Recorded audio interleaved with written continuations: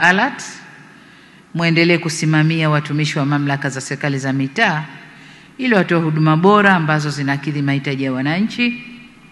Tuwapokee, kuwasikiliza na kuwahudumia wananchi kwa weledi, hekima na busara.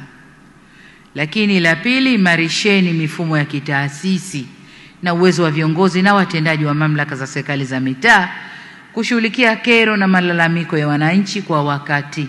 Hawa wananchi, ndugu zangu, ndo waajiri wetu. Ndo waajiri wetu. Leo hii wakisema hamjatufanyia mema, ondokeni, sitaondoka peke yangu, tutaondoka wengi hapa humu ndani ya ukumbi.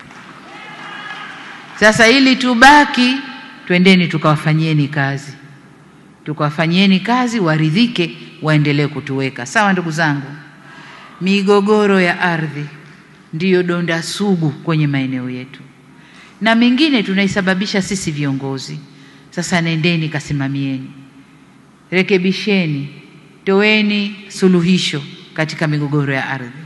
Migogoro hii inaua watu, migogoro inaleta uhasama, migogoro ina madhara mengi sana.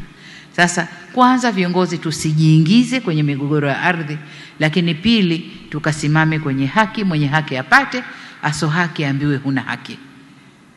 Kwa hiyo ndugu zangu, hilo ni ombi lenu la pili, na nayaomba haya na Mungu ananisikia kwamba nawaelekeza.